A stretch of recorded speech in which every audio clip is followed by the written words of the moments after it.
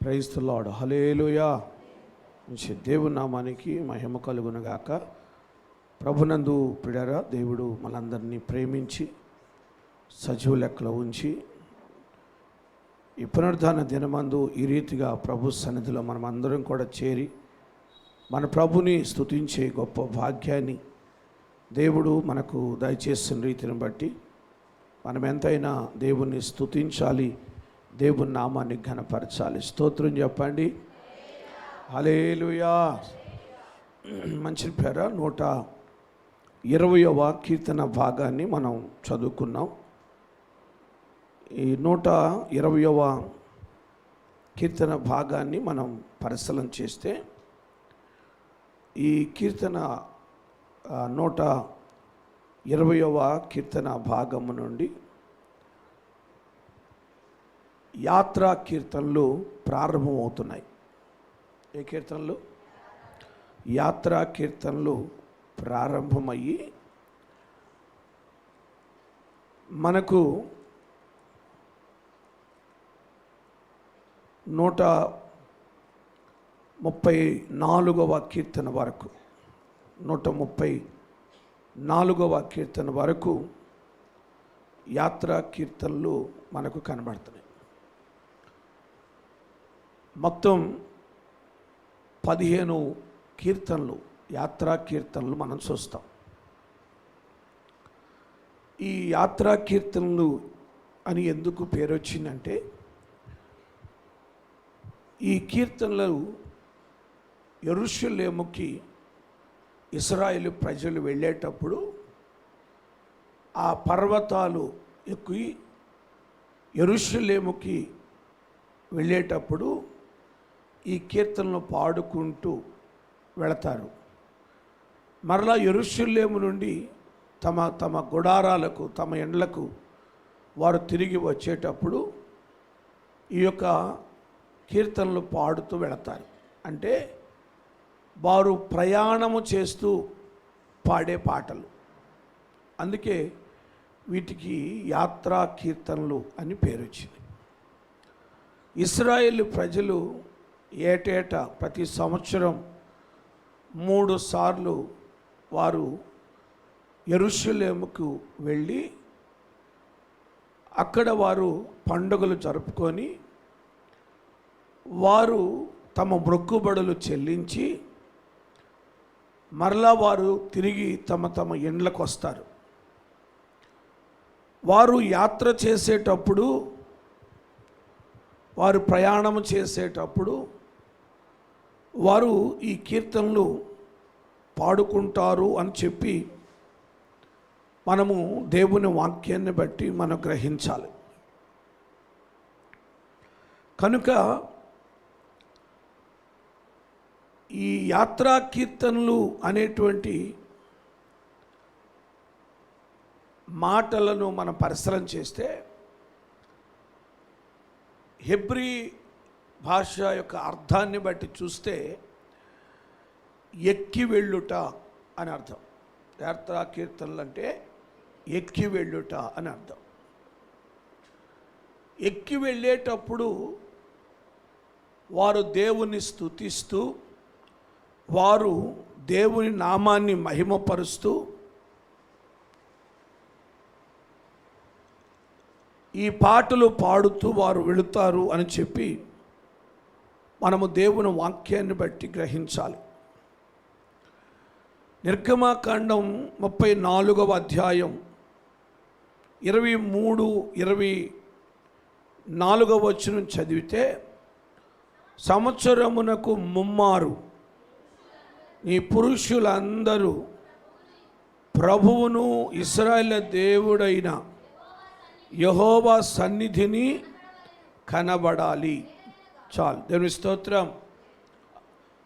అలాగే ద్వితీయోపదేశకాండం 16వ అధ్యాయం 16వ వచనం కూడా చదివితే, ఏటికి 3 మార్లు, అది ఏటికి 3 మార్లు అనగా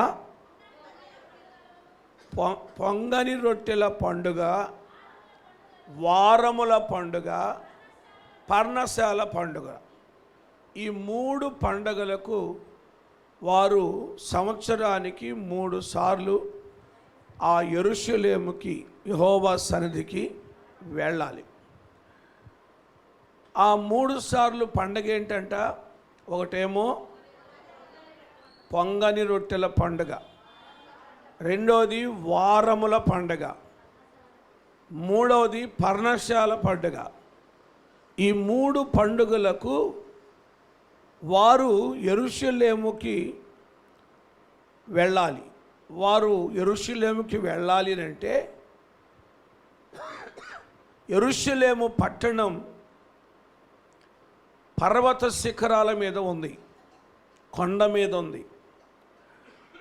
ఆ యెరూషలేముకు వెళ్ళాలి అని అంటే వారు ఆ పర్వతాన్ని ఎక్కి వెళ్ళాలి. ఆ పర్వతాన్ని ఎక్కి వెళ్ళేటప్పుడు వారు పాటలు పాడుతూ ఉంటారు. ఆ పాటలనే, ఆ పాడే కీర్తనలనే యాత్రా కీర్తనలు అని చెప్పేసాను. ఈ కీర్తన అంట యాత్రా కీర్తనలు అన్నారు. ఈ కీర్తనలు 15 కీర్తనలు ఉన్నాయి. 120వ కీర్తన నుండి 134వ కీర్తన వరకు ఉన్నటువంటి ఈ 15 కీర్తనలు యాత్రా కీర్తనలు. ఈ యాత్రా కీర్తనల్లో వారు పాడుకుంటున్న ఈ పాటలు లేక ఈ కీర్తనల గురించి మనము పరిశీలన చేస్తే చాలా శ్రేష్టమైనటువంటి సంగతులు మనము ఈ కీర్తనలో చూస్తాం. 122వ కీర్తనలో ఆ మొదటి వచనంలో చెప్తాడు, యెహోవా మందిరమునకు వెళ్ళుదమని జనులు నాతో అనినప్పుడు నేను సంతోషించి తిని అని అంటాడు. ఈ 122వ కీర్తనలో యెరూషలేమును గూర్చి, యెరూషలేము యొక్క గొప్పతనమును గూర్చి, యెరూషలేము యొక్క ప్రాధాన్యతను గూర్చి ఈ 122వ కీర్తనలో చెప్పబడింది. యెహోవా సన్నిధికి వెళ్ళుదామని జనులు నాతో అనినప్పుడు నేను సంతోషించి తిని అని అంటాడు. కనుక యెరూషలేముకు వెళ్ళాలి అని అంటే సంతోషం ఉండాలి, ఆనందం ఉండాలి. దేవుని మందిరానికి వెళ్ళాలంటే ఇశ్రాయేలు చాలా సంతోషించేవారు. వారు పండుగలు జరుపుకోవటానికి వారు యెరూషలేముకు వెళతారు. పొంగని రొట్టెల పండుగ, వారముల పండుగ, పర్ణశాల పండుగలు జరుపుకోవటానికి వారు యెరూషలేముకు వెళ్తారు. వారు యెరూషలేముకు వెళ్ళేటప్పుడు వారికి ఎంతో సంతోషం, వారికి ఎంతో ఆనందం. అందుకే కీర్తనాకారుడు దావీదు అంటాడు, జనులు నన్ను యెరూషలేముకు వెళ్ళుదాము, యెహోవా మందిరమునకు వెళ్ళుదాము అని నాతో జనులు చెప్పినప్పుడు నేను సంతోషించి తిని అని అంటాడు. దేవుని స్తోత్రం చెప్పండి. హల్లెలూయా. ఇంకా పరిశీలన చేస్తే 18వ కీర్తన 6వ వచనం చదవండి ఒకసారి. 18వ కీర్తన అంటే ఈ యాత్రా కీర్తనలకి సంబంధించిన ఉపోద్ఘాతాన్ని నేను చెప్తున్నా. అర్థమైనా? ఈ మాటలు జాగ్రత్తగా గమనించాను. నా శ్రమలో నేను యెహోవాకు మొర్రపెట్టి తిని, నా దేవునికి ప్రార్థన చేసి తిని, ఆయన తన ఆలయములో ఆలకించి నా ప్రార్థన అంగీకరించాడు. శ్రమలో, బాధలో నేను యెహోవాకు మొరపెట్టాను. నేను మొరపెడితే తన ఆలయములో అంటే యెరూషలేములో, తన ఆలయములో నా మొర ఆలకించాడు, నా ప్రార్థన ఆలకించాడు. యెరూషలేములో దేవుని మందిరములో దేవుడు తన ప్రార్థన ఆలకించాడు, అంగీకరించాడని చూస్తున్నాం. 31వ కీర్తన 7వ వచనం చదవండి. 31వ కీర్తన 7వ వచనంలో, నీవు నా బాధను దృష్టించున్నావు, నా ప్రాణ బాధలను నీవు కనిపెట్టి ఉన్నావు, కావున నీ కృపను బట్టి నేను ఆనందభరితుడినై సంతోషించేదను. అండి, ఆలయములో ఉండి ఆయన ఆలకిస్తున్నాడు. అందుకే 118వ కీర్తన 5వ వచనంలో అంటాడు, ఇరుకు నుండి నేను యెహోవాకు మొరపెట్టి తిని, విశాల స్థలమందు యెహోవా నాకు ఉత్తరం ఇచ్చాడు. ఈయన ఎక్కడున్నాడంట? ఇరుకులో ఉన్నాడు. నేను ఇరుకులో ఉన్నాను. నేను ఇరుకులో ఉండి యెహోవాకు మొరపెట్టా. శ్రమలో ఉండి, బాధలో ఉండి నేను యెహోవాకు మొరపెట్టాను. కానీ ఆయన ఎక్కడున్నాడు? విశాల స్థలంలో ఉన్నాడు. ఆయన స్థలం ఎలాంటిది? ఆయన స్థలం అంటే యెరూషలేమేగా, యెరూషలేం మందిరమేగా. ఆయన స్థలం ఎలాంటిదంట? విశాలమైన స్థలం. అంత మందిరం మనకెందుకంట? యేసు రక్తమే. స్తోత్రం. ఆయన విశాలమైన స్థలములో ఉన్నాడు. ఆ విశాలమైన స్థలములో ఉండి ఇరుకులో ఉన్నటువంటి మనలను ఆయన ఏం చేస్తున్నాడు? ఆదరిస్తున్నాడు. ఆయన మనతో మాట్లాడుతున్నాడు. ఆయన జవాబిస్తున్నాడు. ఆ ప్రార్థన ఆయన మందిరములో నుండి ఆలకిస్తున్నాడు. స్తోత్రం. హల్లెలూయా. కనుక మార్గాలేమో ఇరుకుగా ఉండాలి, మందిరాలేమో విశాలంగా ఉండాలి. బైబిల్ చెప్పే పాఠం అదే మనకి. మార్గం ఎలా ఉండాలి? ఇరుకుగా ఉండాలి. ఇరుకు మార్గంలో నడిచామనుకో క్షేమంగా గమ్యానికి చేరుతాం. విశాలమైన మార్గంలో, హైవేల్లో అర్థమైందా, వెళ్ళామనుకోండి, ఇక మన ఇష్టం, ఎట్లా పడితే అట్లా వెళ్తాం, అసలు చేరతామో అది లేదో తెలియదు. కనుక అందుకే మార్గాలేమో ఇరుకుగా ఉండాలి, మందిరాలేమో విశాలంగా ఉండాలి. స్తోత్రం చెప్పండి. హల్లెలూయా. అండి, విశాలమైన స్థలములో ఉండి ఆయన మనల్ని ఏం చేస్తున్నాడు? ఆదరిస్తున్నాడు. మన బాధలను బట్టి ఆయన మనల్ని ఆదరిస్తున్నాడు. మనం పెట్టే మొర ఆయన ఆలకిస్తున్నాడు. దేవునికి స్తోత్రం చెప్పండి. హల్లెలూయా. కనుక ఈ 120వ కీర్తన భాగము నుండి 134వ కీర్తన వరకు ఉన్న ఈ 15 కీర్తనలు యాత్రా కీర్తనలు. ఒక్కొక్క యాత్రా కీర్తనలో ఎలాంటి అనుభవాలతో ఆ పాటలు రాశారో, ఆ కీర్తనలు రాశారో మనము ఒక్కొక్క కీర్తన మనం ధ్యానించబోతున్నాం. స్తోత్రం. హల్లెలూయా. ఈ కీర్తనలు పాడుకుంటూ వాళ్ళు వెళుతూ ఉన్నప్పుడు వారికి అసలు అలసట ఉండదు. ఏమండి, పర్వతం ఎక్కాలంటే ఎంత అలసట, కొండలు ఎక్కాలంటే మామూలుగా అసలు మన ఇంటి మెట్లు ఎక్కటానికే యేసు రక్తమే. స్తోత్రం. ఎంత అలసిపోతాం. ఇశ్రాయేలు దేవుని మందిరానికి పర్వతాలు ఎక్కి వెళతారు. ఇక వాళ్ళు ఎంత అలసిపోతారు.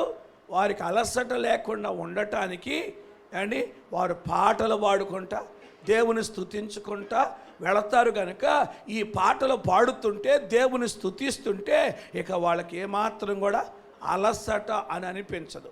స్తోత్రం. హల్లెలూయా. ఆ పర్వతాల్లో, ఆ ఇరుకు మార్గాల్లో నడుచుకుంటూ ఆ పర్వతాలు ఎక్కుతూ వారు వెళ్ళి విశాలమైన మందిరంలో దేవునికి మొరపెడతారు, దేవుని మహిమపరుస్తారు.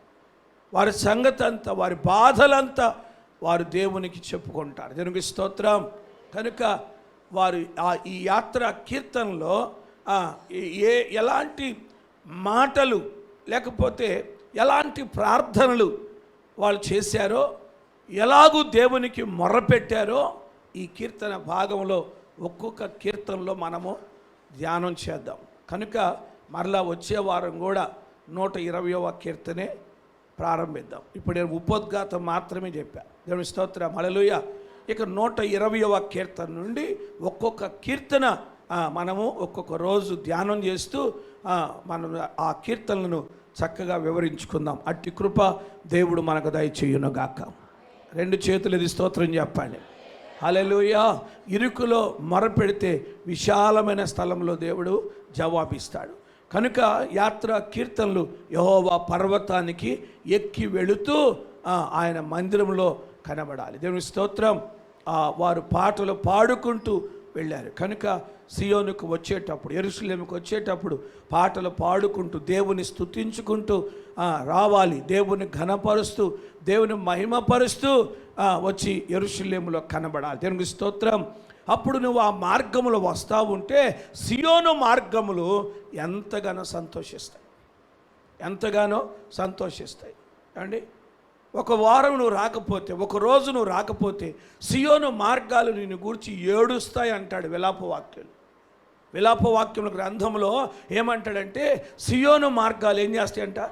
ప్రలాపించుచున్నవి అని అంటాడు. సియోను మార్గాలు ప్రలాపిస్తున్నాయి. మార్గాలే కాదు, గుమ్మాలు కూడా ఏడుస్తాయి అంట. పట్టణపు గుమ్మములన్నీ పాడైపోతాయి. దేవుని స్తోత్రం. అండ్ బాధపడతా ఉంటాయి. కనుక యెరూషలేముకి వచ్చేటప్పుడు పాటలు పాడుకుంటూ రావాలి. నువ్వు ఆ మార్గాలు వచ్చేటప్పుడు ఆ మార్గాలు కూడా ఎంతగానో సంతోషిస్తాయి. కనుక దేవుని సన్నిధిలో మరి ఈ యొక్క యాత్రా కీర్తన యొక్క అనుభవాన్ని మనం కలిగి దేవుని సన్నిధికి వెళుతున్నప్పుడు పాటలు పాడుకుంటూ వెళ్ళి ఇరుకులో నువ్వు మొరపెడితే విశాలములో ఆయన గొప్ప జవాబు నీకు ఇస్తాడు. కనుక అద్భుతమైన కార్యాలు ప్రభు నీ పట్ల జరిగిస్తాడు. కనుక అలాంటి నిరీక్షణతో, విశ్వాసముతో నేను యెహోవా పర్వతానికి వెళుతున్నా, నేను దేవుని మందిరానికి వెళుతున్నానని చెప్పి ఆ మందిరమునకు వెళ్ళుదాము రండి అని జనులు చెప్పినప్పుడు నువ్వు సంతోషించాలి.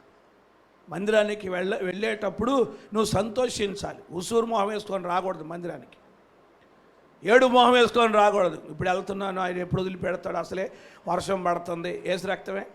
స్తోత్రం. ఏమండి, అసలే వర్షం పడుతుంది, అసలు వర్షంలో తడిచి ఏమైద్దో అని చెప్పి బాధపడకూడదు. అర్థమైందా? ఏడు మొహంతో రాకూడదు. మందిరానికి సంతోషంతో రావాలి, ఆనందంతో రావాలి, ఉత్సాహంగా ఉండాలి. స్తోత్రం చెప్పండి. ఈ సంతోషము నీకు కావలెనా? ఈ సంతోషము, ఈ సంతోషము నీకు కావలెనా? నేడే యేసు నొద్దకు రమ్ము. నేడే చప్పట్లు కొడదాం అందరూ. సంతోషమే సమాధానమే, సంతోషమే. చప్పట్లు కొట్టాలి అందరూ. సంతోషమే సమాధానమే, చెప్పనాశక్యం, చెప్పనాశక్యం. ఈ సంతోషము నీకు కావలెనా? నీకు కావలెనా? ఈ సంతోషము నీకు రమ్మో, నేడు నొద్దకు రమ్మో. హల్లెలూయా, హల్లెలూయా. అది యేసు నొద్దకు రావాలి. ఈ సంతోషము నీకు కూడా కావాలి అని అంటే నీవు దేవుని మందిరానికి రావాలి. దేవునికి స్తోత్రం. మరొకసారి మీకు జ్ఞాపకం చేస్తున్నా, 120వ కీర్తన నుండి 134వ కీర్తన వరకు 15 కీర్తనలు యాత్రా కీర్తనలు. ఈ యాత్రా కీర్తనలు ఇశ్రాయేలు ప్రజలు యెరూషలేముకు దేవుని మందిరానికి ఆ పర్వతాలు ఎక్కి ఆ మందిరానికి వెళ్ళేటప్పుడు ఈ పాటలు పాడుకుంటూ వెళతారు. ఇశ్రాయేలు ప్రజలు ప్రతి సంవత్సరం ఏటేటా 3 సార్లు వారు యెరూషలేముకు వెళ్ళాలి. ఎప్పుడు అనంటే, ఒకటి పొంగని రొట్టెల పండుగ, పొంగని రొట్టెల పండుగకు, వారముల పండుగకు, మూడవది పర్ణశాల పండుగకు వారు యెరూషలేముకు వెళ్ళాలి. వారు యెరూషలేముకు వెళ్ళేటప్పుడు వారు ఈ పాటలు పాడుకుంటూ వెళతారు. అక్కడ యెహోవా మందిరం ఉంది. అక్కడ యెహోవా కోరుకున్న స్థానం ఉంది. అక్కడ యెహోవా సింహాసనం ఉంది. అక్కడికి వెళ్ళుదాము అని జనులు నీతో చెప్పినప్పుడు, మందిరానికి వెళ్ళుదాము అని నీతో చెప్పినప్పుడు నువ్వు సంతోషించాలి. కీర్తన అక్కడ నేను సంతోషించి తినంటాడు. సంతోషంగా దేవుని మందిరానికి వెళ్ళాలి. ఆ మందిరానికి నువ్వు వెళ్ళినప్పుడు ఇరుకులో నువ్వు మొరపెడితే, నీ బాధలో, నీ శ్రమలో, నీ కష్టాల్లో నువ్వు మొరపెడితే విశాల స్థలములో నుండి ఆయన నీకు నీ ప్రార్థన ఆలకిస్తాడు. నీ ప్రార్థన ఆలకిస్తాడు. ఆయన ఆలయములో నుండి నీ ప్రార్థన ఆలకిస్తాడు, నీకు జవాబిస్తాడు.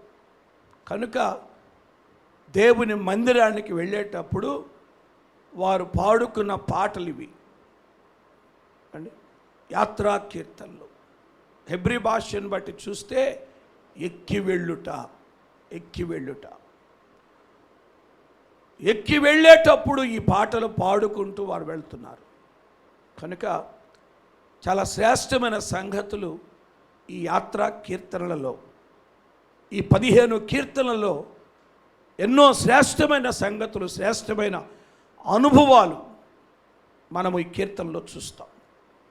కనుక ఈ కీర్తనలు ధ్యానించండి, ఈ కీర్తనలు చదవండి, ఈ కీర్తనలు వినండి. ఈ కీర్తనలు విని ఆధ్యాత్మికంగా బలపరచబడాలని ప్రభు పేరిట మనవి చేస్తూ ఈ మాటలు ముగిస్తున్నాను. దేవుడి మాటలు దీవించునుగాక. ఆమేన్. హల్లెలూయా.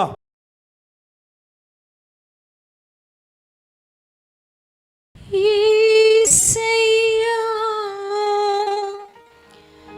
నీవే నాకు మార్గము, సత్యము, జీవమయా.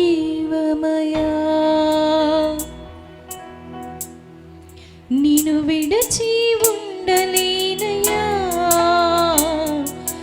నీ ప్రేమను మరువలేనయ్యా. నిన్ను విడచి ఉండలేనయ్యా, నీ ప్రేమను మరువలేనయ్యా. నన్ను ప్రేమించెను, నన్ను విడిపించెను, నన్ను దీవించెను, నన్ను బ్రతికించెను, అనుక్షణము రక్షించెను. యేసు అనుక్షణము రక్షించెను, అనుక్షణము రక్షించెను. యేసు నన్ను అనుక్షణము రక్షించెను. నా దేవుడు గొప్ప దేవుడు, నా యేసయ్య ప్రేమామయుడు. నా దేవుడు గొప్ప దేవుడు, నా యేసయ్య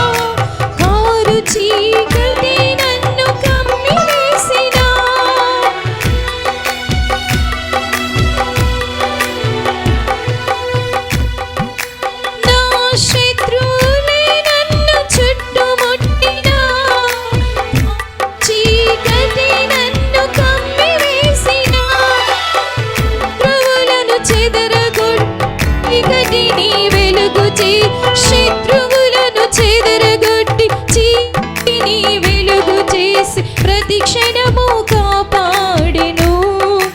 యేసు నన్ను ప్రతి క్షణము కాపాడెను. నా దేవుడు గొప్ప దేవుడు, నా యేసయ్య ప్రేమామయుడు. నా దేవుడు గొప్ప దేవుడు, నా యేసయ్య ప్రేమామయుడు.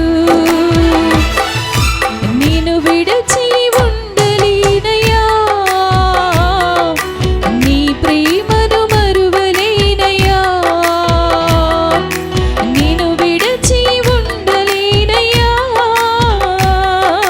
నీ ప్రేమ